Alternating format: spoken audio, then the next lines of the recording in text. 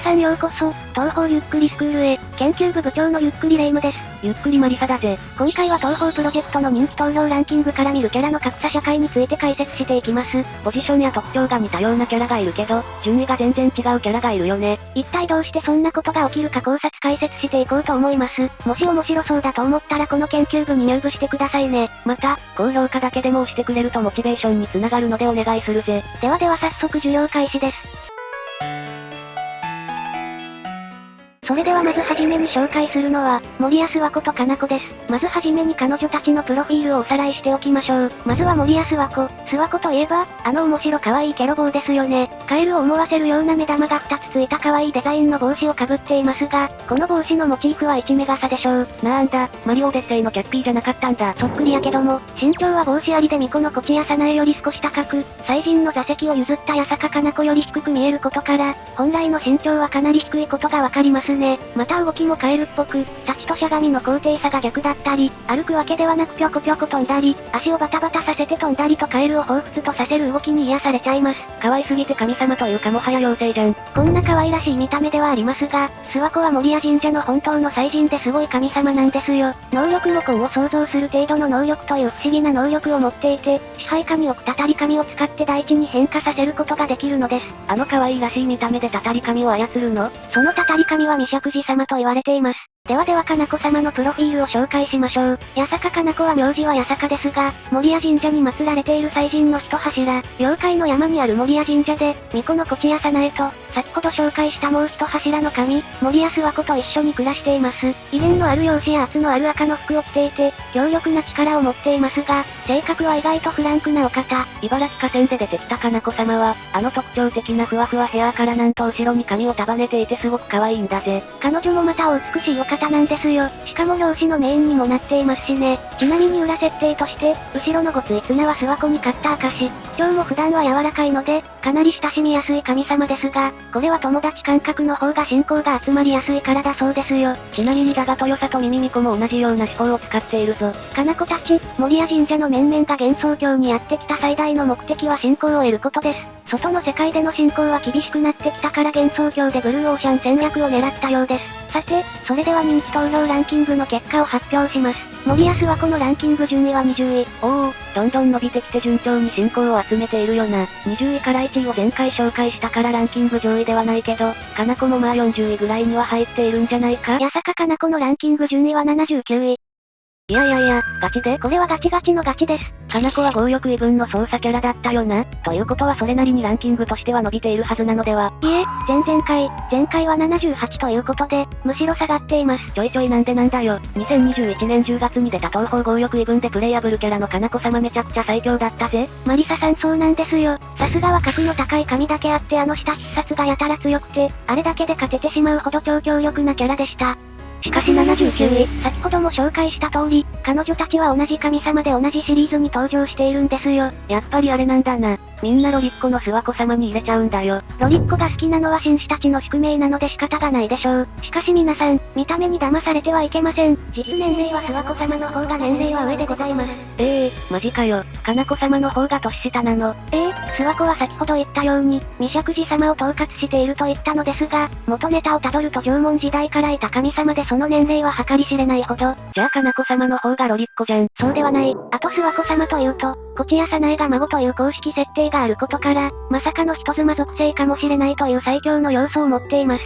一応言っておくと、子供がいるイコール結婚しているではないし、そもそも日本の神は無機物を相手に子供を作ったりするので、あくまで憶測にはなるぞ。しかし、実はかな子様もその最強の要素を持っているんですよ。おいかな子さんも人妻属性かもしれないって本当なのか？かな子様の元ネタは竹見方の神の妻神である八坂とめの神と言われています。まさかの守谷神社は奥様が2人もいると？そう、なので守谷神社はママ友神社ということになるんですよ。守谷神社インパクト絶大すぎでしょ。でも結構似た要素を持っているのにになんでこんなにも差が生まれたんだろう？これを考察すると、やはり、前回も少し言いましたが、今回の音楽部門人気投票ランキング15位のネイティブフェイス、47位朝晴れの日、家の昨日、といった東方界でも人気の曲を諏訪子様は2つも所持ちしていることが強いですね。音ゲーの弾幕神楽での収録も多かったしな。そしておそらく一番の原因がかな子様は異変の減強率が非常に高いこと。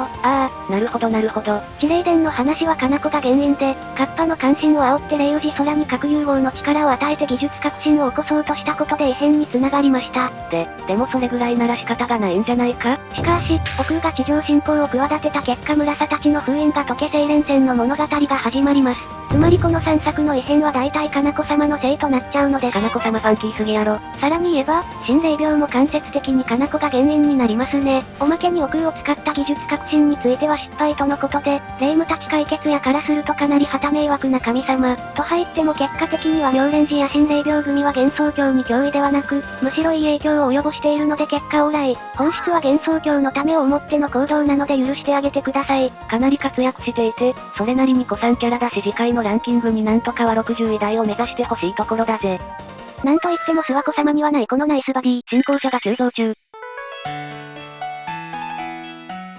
それでは次に紹介する、東方キャラの衝撃の格差は三妖精とリリー・ホワイト。妖精同士で同じ危険度極低で東方3月生の一環で一緒に出たという共通点があるよな。彼女たちはまさにライバル関係。リリー・ホワイトのランキング順位は91位。中ボスと考えるとかなりの高順位だよね。そして光の三妖精のランキング順位派3人とも、110位よりも下。待てリリー・ホワイトって立ち絵が存在しないキャラだよね。しかも三妖精といえば、公式漫画3月生で大活躍している主人公じゃないか。なんだよこの格差。そもそも110位という人気のなさが意外すぎますよね。これは私なりの考察ですが、おそらく東方3月生の漫画のクオリティが高すぎたから。一体どういうこと？まず東方3月生のストーリーとしては、主人公である3人の光の妖精が巻き起こす数々のいたずらや騒動がストーリーである、いわゆる日常系漫画ですね。こちらの漫画は2022年8月までに10冊が刊行されています。そして主人公の刃が可愛いサニーミルク、ドジっ子のルナチャイルド、天然腹黒ちゃんのスターサファイアといったようにどの子も非常に可愛げがあって魅力的。それに加えて平坂誠先生の絵が非常に上手いんですよ。ズンさん制作のゲーム妖精大戦争東方3月生ではキャラクターの立ち絵等のグラフィックなども担当しているけどめちゃくちゃ可愛いんだよな。とても面白いシリーズなことから、ウィキによるとその累計販売部数は、角川グループホールディングスの2010年3月期の発表で、7万と40万部。2010年時点でそんなにも売れているのかよ。これがどれだけすごいのかというと、漫画家の世界では何十万部も売れれば大成功と言われるほど、中間も続いているほどだから、それなりに売れていると思ったけど、それはすごいな。じゃあ、逆に人気が高まるんじゃないか？それが逆にあざとなったんです。これだけ売れるほどのクオリティの高さから二次創作では手が出しづらいんですよ。なるほど、同人誌を書こうと思ってもさすがに勝てないってことか。そう、しかも三妖精の設定がかなり作り込まれているので、いじることもできないから二次創作では手が出しづらい。東方プロジェクトは二次創作でどれだけ人気を獲得するのが鍵なので、必然的に三妖精の人気投票には弱いんです。逆にリリー・ホワイトは立ち絵が存在しないセリフも存在しないことで、非常に扱いやすく二次創作同人誌やアプリゲームでもたびたび見ることが多いと思います。ロスはなんかはチルノとか大妖精とよく絡んでいて、すごく可愛らしいよ。そうなんですよ。かなり設定をいじることができるから二次創作で扱いやすく見る機会も増えて人気投票ランキングでは強いんです。納得感がやばい。リリー・ホワイトが登場したのは2002年の12月30日で東方3月制覇2005年に発売と期間もそこまで変わりません。間は2年ぐらいだけか。しかもリリー・ホワイトなんて立ち絵もセリフもないしな。そのため春が来たことを伝える程度の能力を持つことから春ですよというセリフが二次創作によって定着しました。あまりにも覚えやすいフレーズとなっていて、東方初心者も認知されやすいからかなり強いよね。ちなみに誰がこれを流行らせたのかは謎です。二次創作の影響力がすごいな。しかし3月生110位ってなんかしっくりこなくないか？まあ、三妖精は3人で1人と言えるキャラなので、人気も分散されることから人気投票ではかなり弱いんですよ。なるほどね。人気が分散されてしまう分、全員投票では弱いと。この悪循環から脱却するために、究極しちゃいましょう。究極最可愛いの融合、サニスタルナチャ爆誕。それではラストに紹介する、東方人気投票の衝撃の格差はスカーレット姉妹です。東方界を代表する2大幼女じゃないか。そう、なので人気も高く、レミリア・スカーレットのランキング順位は7位、フランドール・スカーレットのランキング順位は1位。ランキング7位ってすごいけど、よくよく考えたらレミリアかわいそうだよな。そうなんですよ。レミリアは良くも悪くも微動出せず、一切騒がれることがなかったのです。コンパクヨウムだったら4位という衝撃的な順位で、ツイッターのトレンドにもなるほど騒がれていたもんな。今年はコウマ卿20周年ということでもはやレミリア・スカーレットが主役の年だったはずなんですが、特に何にもないという結果だったんですよ。しかも、従者の昨夜も5位にランクインしたのに、これはちょっとかわいそうすぎる結果なんですよ。フランに関しては前回5位でかなり上がってなんと悲願の1位となっているしな。さて、このスカーレット姉妹の格差について考察していこうと思います。まず、フランドール・スカーレットとは、姉のレミリア同様20にも満たない幼児の容姿をしています。可愛らしい見た目と違ってありとあらゆるものを破壊する程度の能力という物騒すぎる能力を持っているぞ。それに加えてヤツメウナギのようなぐにゃぐにゃの特殊な形状をした特徴的な杖または剣を所持ちしています。この見た目とは裏腹に年齢は495歳以上と高年齢。フランドールは滅多にコウマ館から出てくることはなく、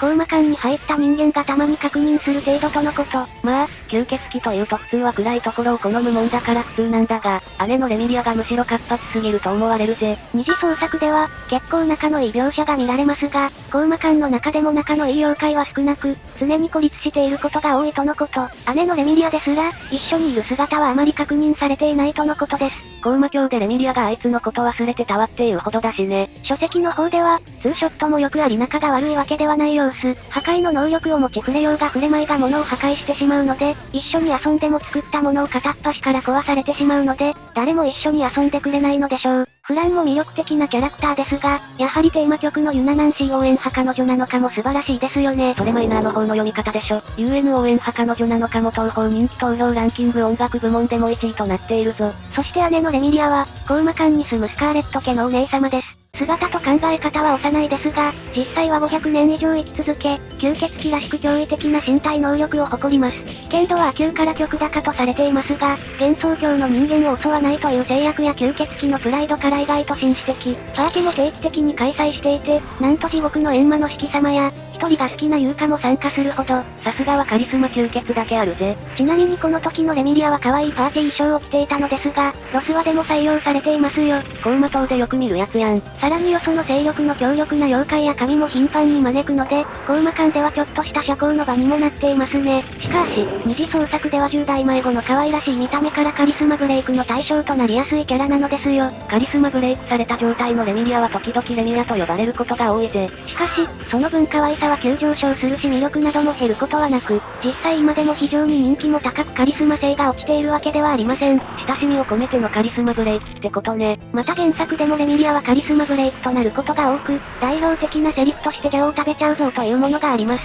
初めて登場した時のあの表情を一切変えずに本気で殺すわよと言っていた恐ろしさはどこへ。こういったセリフから、わかりやすく積極的に動いてくれる性格で日常ほのぼの系やギャグ、シリアスやアクションも OK と全方面が得意な芸人枠、また幼児対抗し、レミリアになれちゃうこともできるのですよ。なんでもできすぎてレミリアというキャラクターが凄すぎるぜ。カリスマブレイクからお嬢様と呼ばれることも、これだけのスーパースター級の要素を持っていながらなぜ伸びなかったんだ。やはりリリー・ホワイトみたいにフランも登場回数が少なくて、二次創作で扱いやすいからか？二次創作で負けている感じはあんまりしないんですよ。最近では、7年前にリリースされたスカーレット警察のゲットーパトロール24時が TikTok で人気になっていますしね。あたいの足技見さらせやーだよな。というかクオリティで7年前だったの？ちなみに2月12日に放送された情報バラエティ番組王様のブランチにて、イオシスさんが制作したこのスカーレット警察のゲットーパトロール24時が紹介されました。おお、まさかの TV で紹介されたのか。それに加えて原作でのレミリアの活躍数はものすごいもんな。